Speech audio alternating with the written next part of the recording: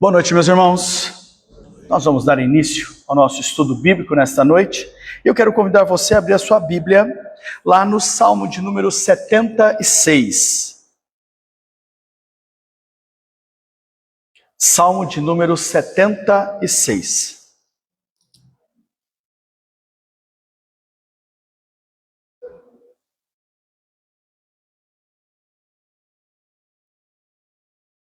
Salmo 76.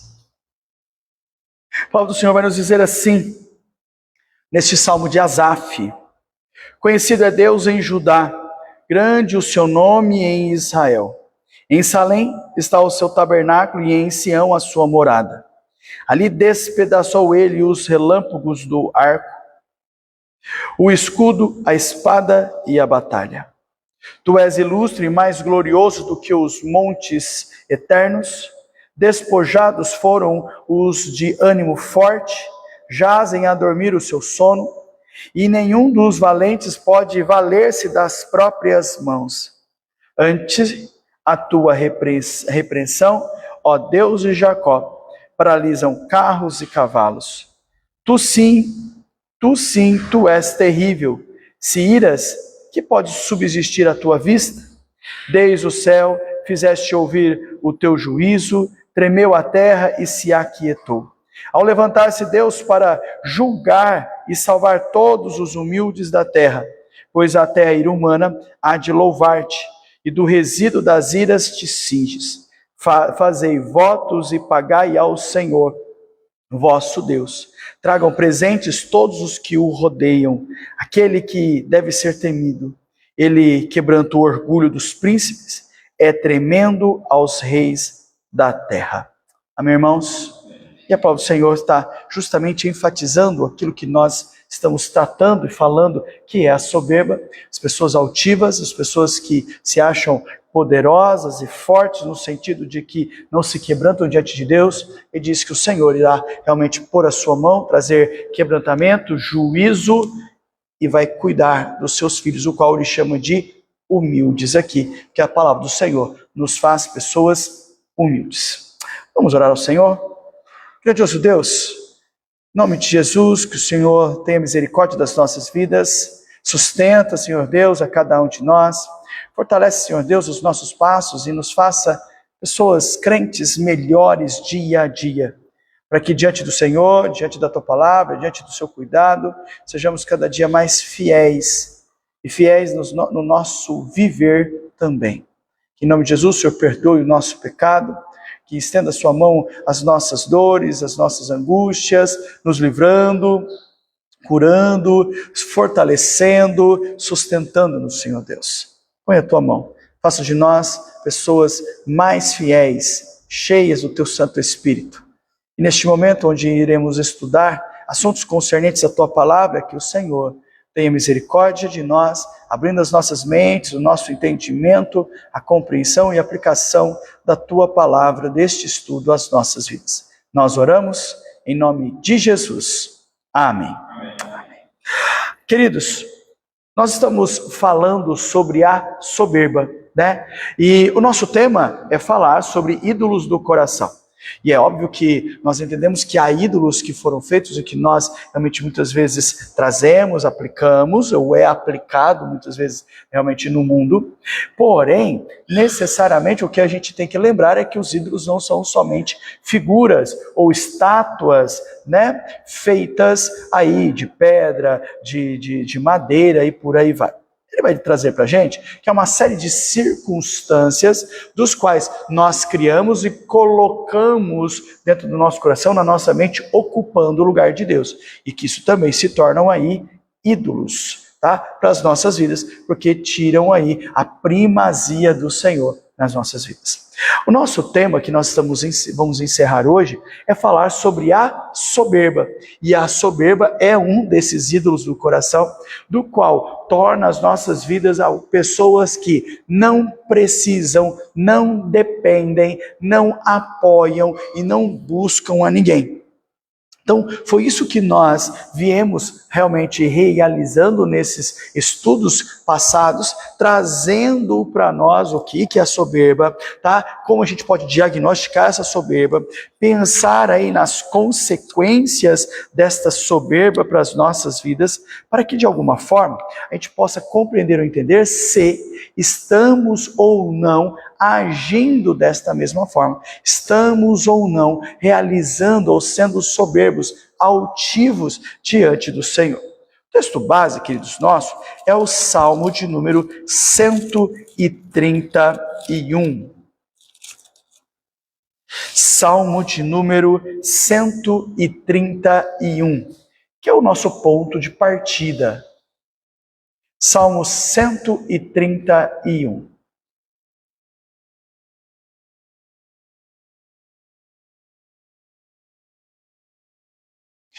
A palavra do Senhor vai nos dizer assim neste salmo: Senhor, não é soberbo o meu coração, nem altivo o meu olhar, não ando à procura de grandes coisas, nem de coisas maravilhosas demais para mim. Pelo contrário, fiz calar e sossegar a minha alma, como a criança desmamada se aquieta nos braços da sua mãe. Como esta criança é a minha alma para contigo. Espero Israel no Senhor, desde agora e para sempre. Amém? Então, o que é que a gente trouxe? O que é que a gente trabalhou aqui? Justamente a ação de que essa soberba, ela vai ser o que? Abatida, toda essa altivez, toda essa empáfia, toda essa ação de achar que é melhor e que não necessita, que não precisa de ninguém e que você está acima de todas as pessoas, ela será humilhada. E aí nós terminamos semana passada falando sobre Tiago, capítulo 4, versículo 6, que Deus resiste aos soberbos, mas dá graça aos humildes. Então, lembrando aí que nós estamos vivendo justamente em tempos assim, onde as pessoas estão muito mais preocupadas com o que o outro pode oferecer e elas ficam ao lado das outras pessoas enquanto essas pessoas têm utilidade a elas, mas de maneira nenhuma estão preocupados literalmente com o outro, com as suas necessidades, com os seus problemas e em compartilhar da vida, compartilhar das batalhas, compartilhar das dores e das alegrias. Então, muitas vezes, quando a pessoa ela tem algo a oferecer, essas pessoas soberbas estão ao lado. Mas quando não tem nada a oferecer, essas pessoas viram a cara para você e dizem: ok, já foi, não preciso mais de você. Você não é mais necessário realmente às nossas vidas. Muitas vezes entra aí a ideia de utilidade, né? Às vezes as pessoas estão muito mais preocupadas com a sua utilidade do que necessariamente com você. Hoje, queridos, nós entendemos então que a soberba é um pecado, e um pecado contra Deus, e é um pecado porque nos coloca aí no lugar de Deus. Essa é a ideia de toda pessoa que é soberba e altiva. Lembrando que este foi o propósito, dentro daquilo que nós tratamos, como, por exemplo, Satanás realmente colocou diante de Adão e Eva. E ele disse assim: olha, vocês serão como Deus. E disse: opa, eu quero ser como Deus. Eu não quero, a ideia poderia dizer assim: eu quero ser como Deus para que eu não precise mais realmente me submeter a este Deus. Como se eu fosse uma pessoa maior, tá? Com maior importância. E esse foi o grande problema. A grande questão: se isso é pecado, isso é um mal às nossas vidas e não pode estar no nosso coração, nós precisamos saber se existe ou não existe cura para a soberba. Okay? Então, isso que nós vamos tratar hoje, finalizar hoje, falando aí sobre a cura para a soberba. Tá joia? Então, o que a gente trabalhou? Primeiro, o que nós falamos aqui? Que a linha entre a soberba e a autoestima, ela é extremamente tênue. É praticamente grudada uma na outra. Então, você tem que tomar muito cuidado para que a sua autoestima, em achar que você precisa estar bem, né, vibrante, não o conduza para o outro lado, que é a soberba. Que é: eu me valorizo de tal forma que eu sou tão bom que não preciso de mais ninguém, ou que todo mundo seja inferior a mim. Tá? Então, o que a gente precisa fazer? Aprender a distinguir entre essas duas coisas. E a Bíblia vai justamente nos instruir da maneira, tá certo? De forma muito prática e direta em como lidar com isso. Vai lá em Romanos, capítulo de número 12, para nós começarmos então a trabalhar essas circunstâncias. Romanos, capítulo 12. Então, nós temos aqui, iniciando a instrução de forma muito prática e direta sobre como é que eu consigo distinguir essas duas coisas. Romanos, capítulo 12, versículo 3. Romanos 12, versículo 3. A palavra do Senhor vai dizer assim, olha, porque pela graça que me foi dada, digo a cada um dentre vós que não pense de si mesmo além do que convém. Antes, pense com moderação, segundo a medida da fé que Deus repartiu a cada um. E aí nós sabemos que existe uma linha muito tênue entre autoestima e soberba, e nós falamos, eu preciso distinguir, e como é que o servo do Senhor consegue distinguir que onde ele está tendo simplesmente uma autoestima, ou quando ele está sendo soberbo? Quando é que a gente consegue? E é o versículo 3 do capítulo 12 de Romanos justamente diz isso. Primeira coisa, ele vai dizer, olha, a salvação vem pela graça. Então, a graça de Deus, o poder de Deus agindo em nós, faz com que eu tenha condições de não pensar sobre mim mais aquilo que convém. Eu entender quem sou eu, limitado, falho e pecador, e que eu dependo realmente, totalmente do Senhor. Então ele diz, olha, você pode pensar em si mesmo? Pode. Você pode querer coisas melhores para a sua vida? Pode. O texto nos dá essa abordagem e todo esse lastro aí para nós pensarmos. Porém, ele vai dizer, mas tome cuidado para você não pensar em excesso, não pensar em você demais, e ele vai dizer além do que convém. Então ele diz, eu posso pensar em mim mesmo, eu posso querer coisas boas para mim, eu posso buscar coisas melhores na minha vida, e ele diz, porém, só não ache que a sua vida tem maior valor do que qualquer outra pessoa. Ou que aquilo que você quer para você está à frente e não possa se importar com o outro. Ou que a vontade, o desejo, os pensamentos, aquilo que o outro tem interesse, não tenha nenhum valor a ponto de ele ser desprezado. Então, ele olha para nós e vai justamente enfatizar. Cuidado, porque se você pensar demais em você, isso se torna um pecado, porque você vai se colocar à frente, dentro do seu coração, no trono, e as outras coisas estão ali somente para te servir. E é justamente isso que ele diz. Tome cuidado para você não pensar além, porque senão você vai pôr todas as outras pessoas como servas suas. E como cristãos, pensar também que Deus é o nosso servo, que Cristo está aí para nos servir. Por isso ele diz, como é que convém aos servos do Senhor realmente pensar sobre si? Ele vai dizer, com moderação, e ele vai dizer, à medida da fé que foi dada por Deus, esta graça. Então ele vai dizer que se eu estiver dependente de Deus e entender que Deus está acima de mim, este maravilhoso Deus vai me dar sabedoria para como eu conduzir e agir. Ele olha para nós e diz, quando eu não tenho ação de quebrantamento, eu estou sendo soberbo.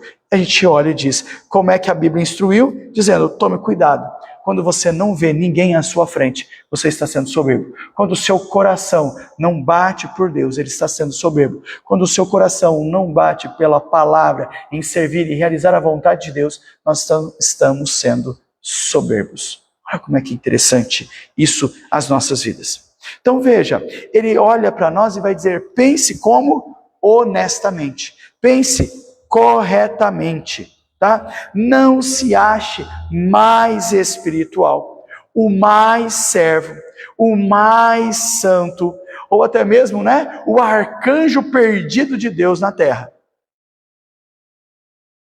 Porque às vezes a gente coloca num degrau superior e diferenciado dos outros. Aí você vai lembrar, por exemplo, do fariseu que chega no templo e diz, Senhor, eu não sou como...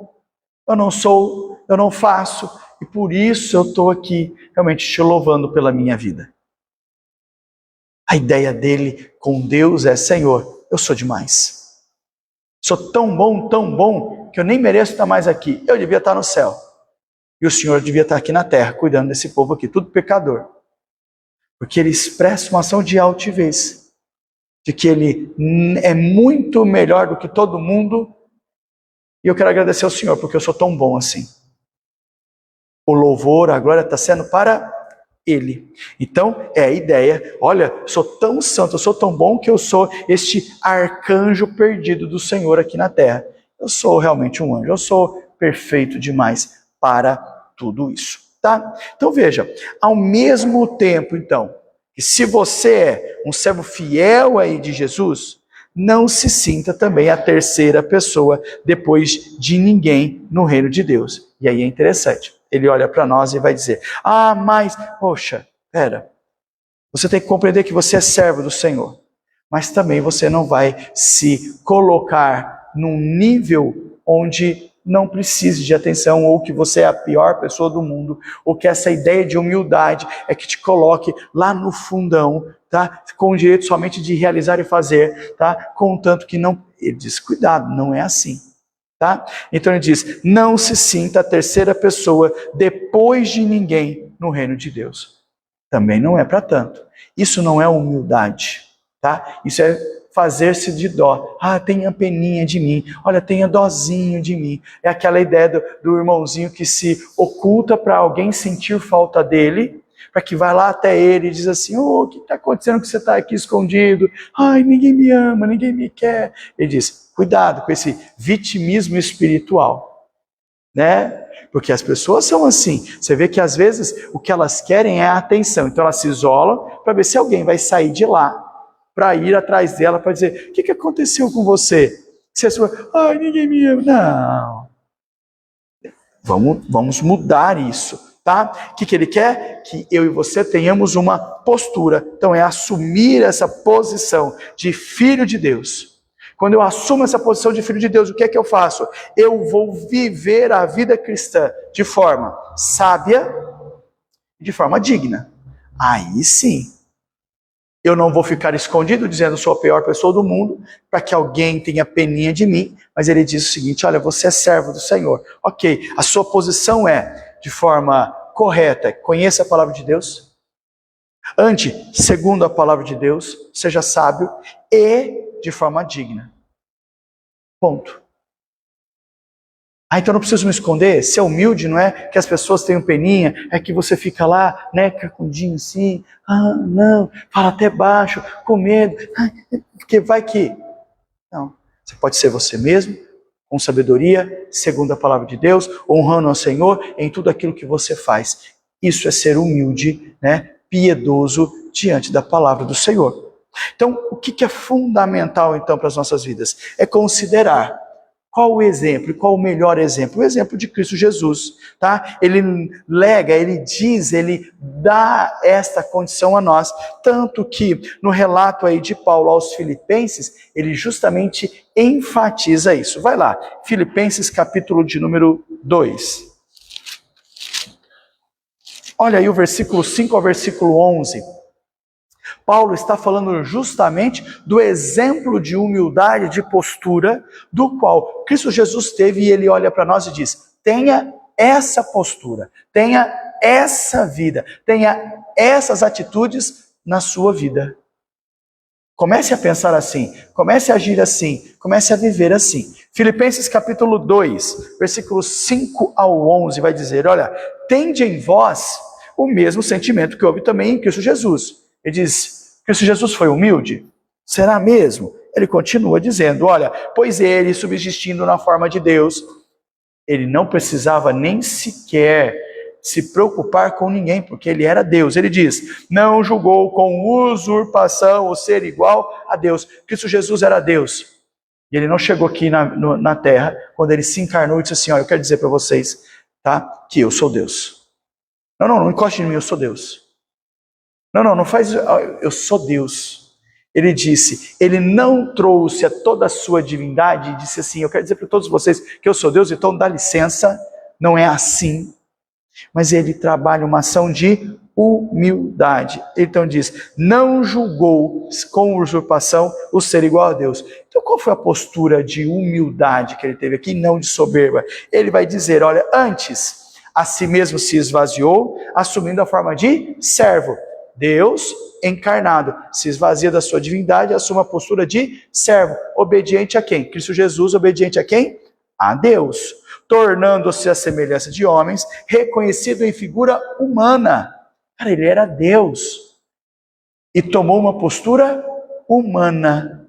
Tá certo? Depois disso, a si mesmo se humilhou, tornando-se obediente até a morte, morte de cruz. Ele precisava morrer na cruz? Precisava sofrer as coisas que um ser humano sofre? Não. Mas ele obedeceu porque tinha um propósito maior. E ele precisava de alguém que assim o fizesse. Ele humildemente assumiu essa postura. Mas ele era Deus. Mas ele não disse, eu sou Deus, não vou sofrer. Ele assume uma postura humilde de servo, se humilhando. Ele diz, pelo que Deus também o exaltou sobremaneira e lhe deu o nome que está acima de todo nome, para que o nome de Jesus se dobre, todo o joelho no céu, na terra, debaixo da terra, e toda a língua confesse que Jesus Cristo é Senhor, para a glória de Deus Pai. E ele disse, quem é que o honra? Deus. Quem é que o exalta? Deus. Quem é que o coloca em destaque, em um padrão da qual ele realmente é como Deus? Deus Pai. Aí você pode trazer isso para a sua vida compreendendo o seguinte, queridos, não espere palmas das pessoas, não espere buquê, rosas, não espere aplausos das pessoas, ok? Por que isso? Porque necessariamente elas não te darão. Lembre-se, por que elas não te darão? Porque elas é que querem receber isso. Então, quando a gente fizer algo, a gente faz porque é servo do Senhor. A gente faz para a honra e glória do nome de Deus. A gente faz para que Deus seja exaltado. O que vier depois disso, também seja para a honra e glória do nome de Deus. Se você for reconhecido como um grande profissional, uma grande pessoa, um grande amigo, o que seja, ele diz, que Deus seja glorificado. Por quê? Porque as minhas atitudes apontam para Deus. É justamente isso que nós estamos destacando do texto. Cristo Jesus nos dá justamente o exemplo sobre humildade, ou sobre como não ser soberbo. Então, o apóstolo encoraja aqui as pessoas a terem esse sentimento. Qual? O sentimento de Cristo Jesus, que abriu mão da sua glória, que é estar no céu, vive de forma humilde e de ser servo aqui na terra. Ele serviu. Por isso que quando os discípulos estão ali querendo saber quem é o maior deles, Jesus, conhecendo o coração, falou assim, olha, você quer ser o maior? Você tem que servir a todos. Estar disposto a servir a todas as pessoas. Aí você vai ser o maior. E a grande pergunta é, será que a gente está pronto para escutar isso? É servir a todo mundo? E ele vai dizer, foi justamente este o exemplo que Cristo nos deixou. Ele veio ao mundo não para servir, mas para ser... não para ser servido, mas para servir, ao contrário. Por quê? Porque a ação disso é, ele poderia chegar aqui, pôr a panca, eu sou Deus, faça o que eu estou mandando. Mas antes dele dizer, é isso que tem que ser feito, ele disse, olhe para mim e veja o meu exemplo. Olha o que é que eu estou fazendo. Olha como eu estou vivendo. Olha como eu estou agindo. É dessa forma que vocês têm que fazer. Sabe por quê? Porque dá certo. Porque Deus abençoa. Porque Deus protege. Porque Deus sustenta. Tá? Porque Deus os levanta. Tá, joia? Então essa ação, uma postura de humildade e de servo. Então o que o texto nos traz? Um desafio. Eu e você então somos desafiados a sempre ter em Jesus o nosso referencial. Né? Paulo, ousadamente, ele diz, olha, vocês querem ver a Cristo? Olhem para mim. Como é que é interessante? Vocês querem saber como é que é servir a Cristo? Ele diz, olhem para mim. E a grande questão nos dias de hoje é, será que a gente tem essa ousadia, né? Esse temor, essa fidelidade de dizer, você quer ver a Cristo? Olhe para o jeito que eu ando, olhe para o jeito que eu vivo e vocês verão a Cristo. Porque é justamente esta ideia. Veja, o nosso referencial para que a gente faça o quê? Imite. Você precisa ser o reflexo de Cristo. Vamos ver alguns textos? 1 Coríntios, capítulo de número 11. 1 Coríntios, capítulo 11. Olha aí o versículo 1. 11, versículo 1. 1 Coríntios, capítulo 11, versículo 1. Vai dizer assim, olha. Sede meus imitadores, como também eu sou de quem? De Cristo. Cara, olha só. Ele diz, não é, aqui não expressa soberba, aqui está expressando, eu sou fiel a Deus. E o padrão de fidelidade é aquele padrão que as pessoas enxergam Cristo Jesus em você. E ele diz assim para as pessoas, olhem para mim, vocês vão ver Cristo. Então podem me imitar, porque é assim que tem que ser a vida de vocês. O segundo texto, queridos, Efésios, capítulo de número 5, versículo de número 1. Efésios 5, 1. Aqui, ele acrescenta a ação de imitar a Deus, ele dizendo assim, olha, sede, pois, imitadores de Deus como filhos amados.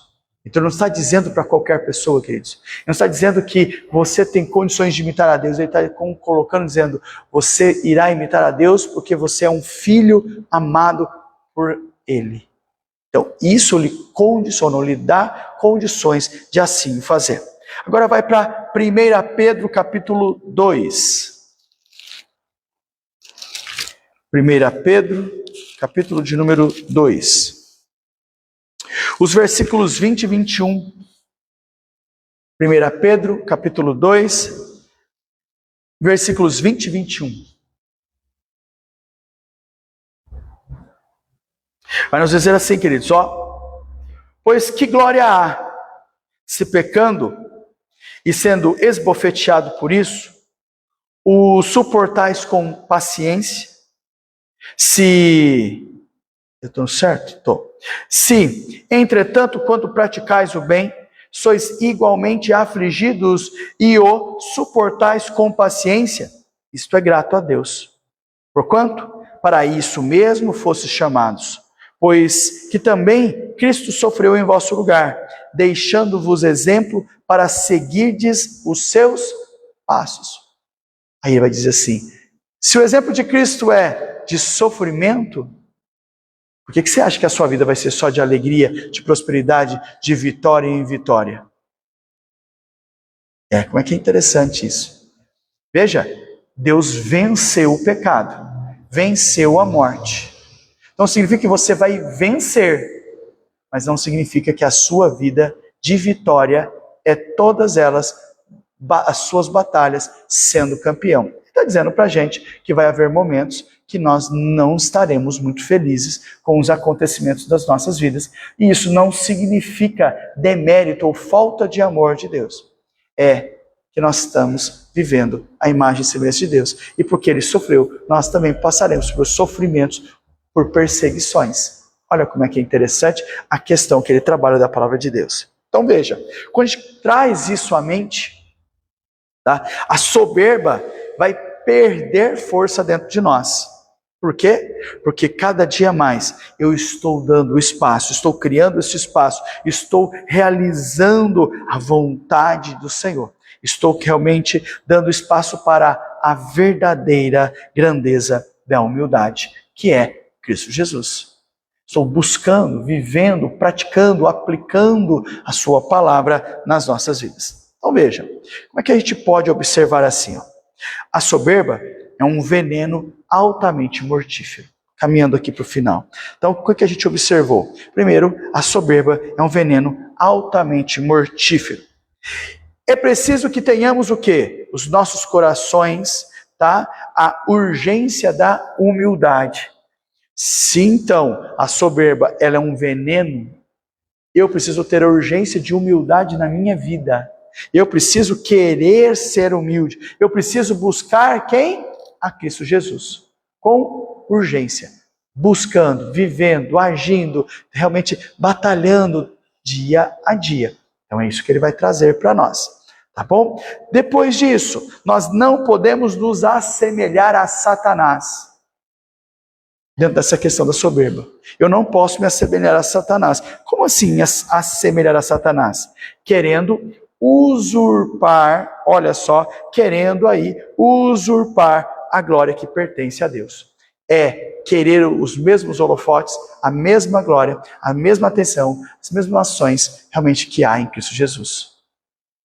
Nos colocar desta forma, é nos posicionar no lugar de Deus, é ocupar o lugar de Deus nas nossas vidas, de forma que Deus está aqui para ser meu servo. Ele diz ao contrário, Deus é o Senhor Todo-Poderoso e eu estou aqui para servi-lo. E como é que eu consigo fazer isso? Quando eu tenho realmente humildade. E humildade está realmente relacionado a dependência, conhecimento do nosso Deus, conhecimento bíblico.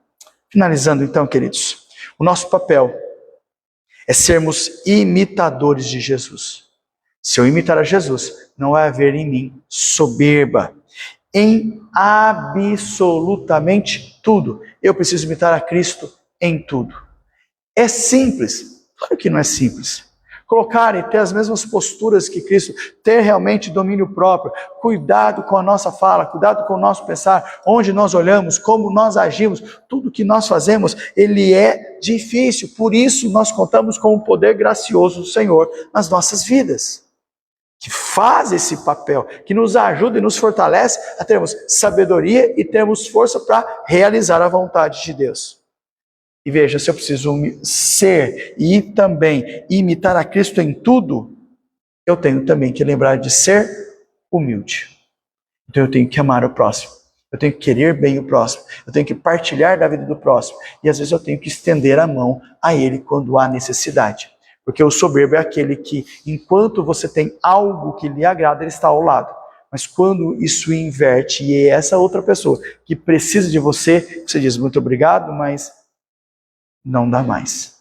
Não te quero mais comigo. Nós não servimos para andar ao lado. Por quê? Porque você não tem nada mais a oferecer.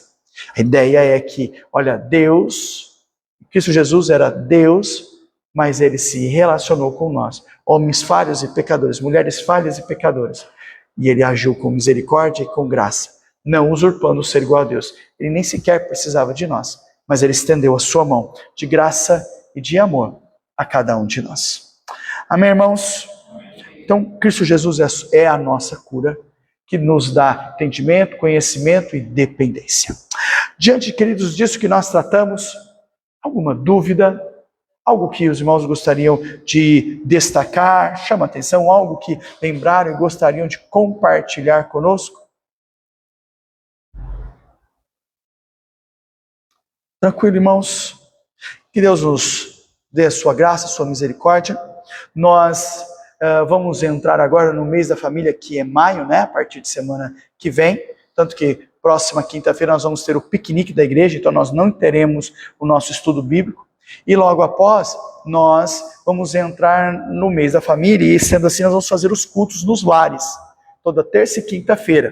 Então, durante o mês de maio, nós não vamos ter o estudo bíblico na igreja, tá? Então, a partir da próxima quinta-feira, nós já não teremos o estudo bíblico na igreja, porque nós vamos realmente estar nos lares e participando do piquenique. Tá? E aí, quando nós voltarmos, nós vamos já entrar no novo tópico, novo tema, que é falar sobre o prazer, né? Refletir aí sobre o que significa o prazer, o que é o prazer, sobre o prazer com Deus e o que ela quer tratar sobre essa questão ligada aí ao prazer. Tá joia? Deus nos abençoe, sustente as nossas vidas, nos dê amparo, nos dê força para as nossas vicissitudes, batalhas do dia a dia. Vamos orar, queridos, mais uma vez, encerrando assim nosso estudo bíblico nesta noite. Senhor, tem misericórdia, ampara e cuida das nossas vidas. Perdoa-nos, Senhor Deus, e aplica em nós o conhecimento da Tua Palavra, a vida da Tua Palavra e a dependência no Senhor.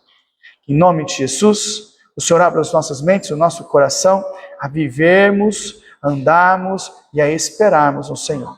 Que em nome de Jesus, o Senhor ilumine as nossas mentes para que possamos sempre agir de forma agradável e testemunhar do Deus gracioso e maravilhoso, e que as nossas vidas sejam cada dia mais para a honra e glória de Ti. Também, Senhor Deus, clamamos que realmente o Senhor nos dê uma boa noite de descanso, nos dê, Senhor Deus, refrigério às nossas vidas físicas, mas também, Senhor Deus, somos gratos. O Senhor derramou a chuva hoje sobre a nossa cidade, sobre as nossas vidas, trouxe refresco, Senhor Deus, e trouxe a bênção da chuva para todo tipo de plantação e todas as pessoas que assim necessitam delas também. Obrigado, Senhor Deus, por todo esse cuidado, todo esse amor por nós. Continue a nos fortalecer, nos fazer forte diante das dificuldades que nós enfrentamos. O Senhor conhece a batalha, a luta, a dor de cada um. Sustenta, cura, conforta, nos faça fortes e dependentes do Senhor em todo o tempo. É a nossa oração, em nome de Jesus. Amém. Amém. Obrigado, queridos, que Deus abençoe.